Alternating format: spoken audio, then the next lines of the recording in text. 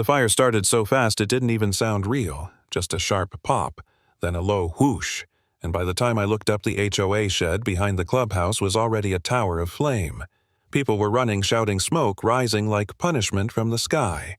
And right there in the middle of it all was Karen Hernandez, the queen of our little kingdom, screaming orders that nobody listened to. I didn't say a word.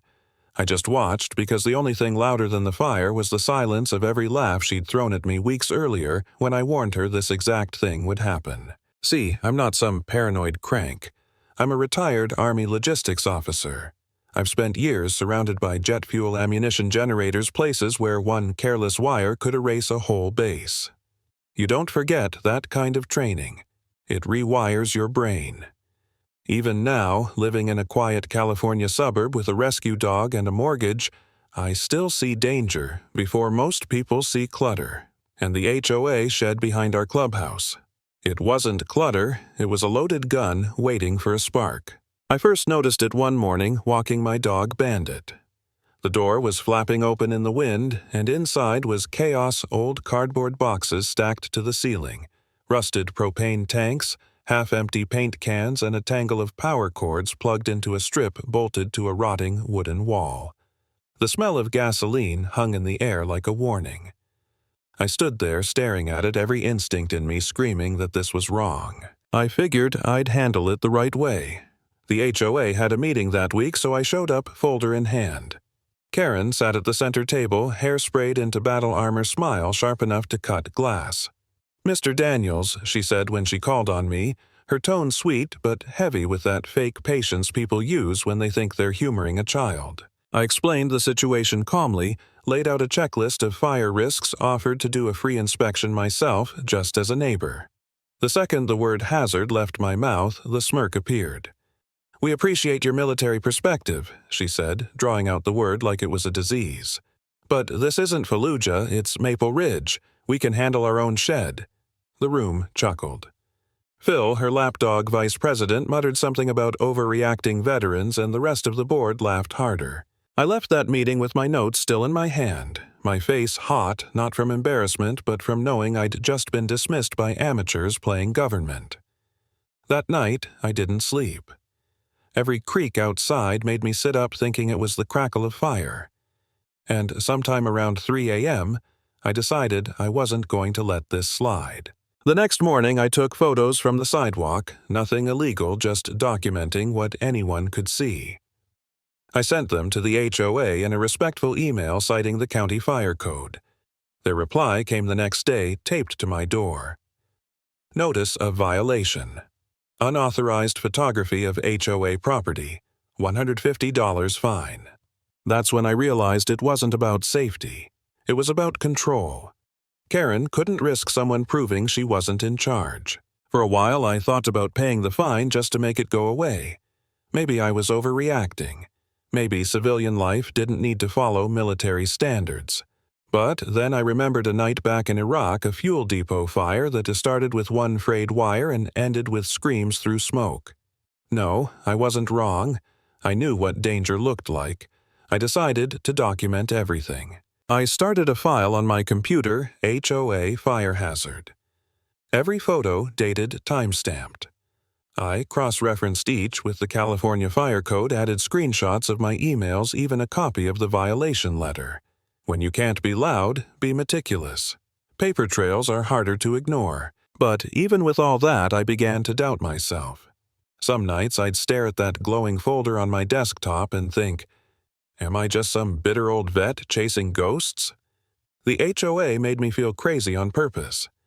That's how people like Karen win, they isolate you. Then one evening I posted something small on the neighborhood Facebook group. Last week, I warned the HOA about fire hazards in the shed. Instead of fixing it, they fined me. Safety should come before politics. I didn't expect much. But within an hour, my inbox exploded. Neighbors messaged me privately stories of being fined for wrong flowers, wrong paint, wrong mailbox height.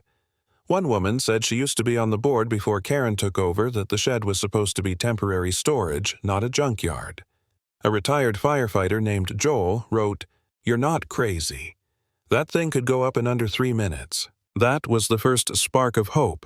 I wasn't alone anymore. The next week, Karen sent out an HOA newsletter accusing certain residents of spreading misinformation and fear-mongering.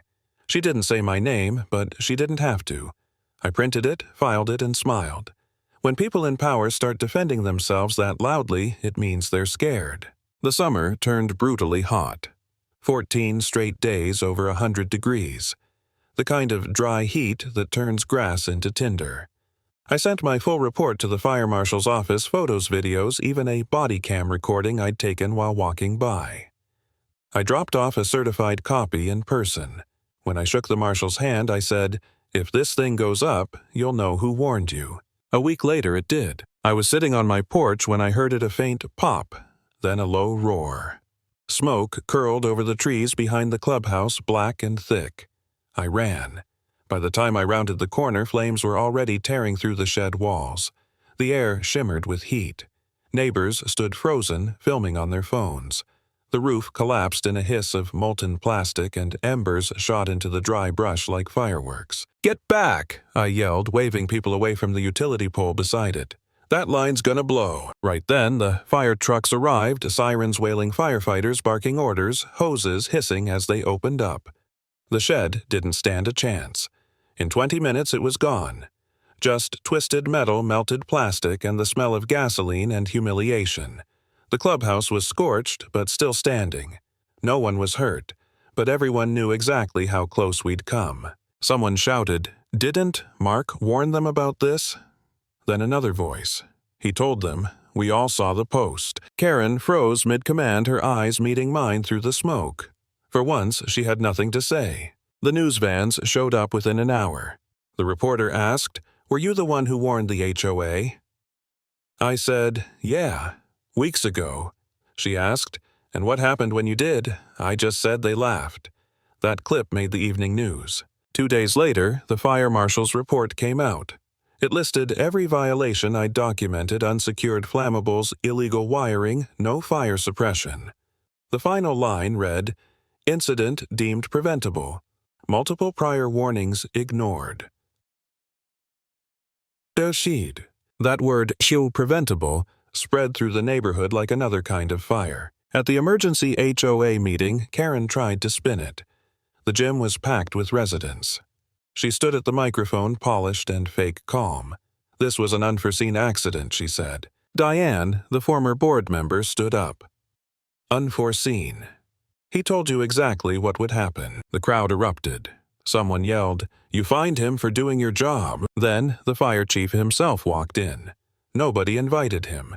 He stepped to the front and said, "This wasn't bad luck. It was negligence. Mr. Daniels did everything right." The board ignored a serious hazard. Silence. The kind that cuts deeper than shouting. Karen's face went pale. Her hands trembled around the microphone.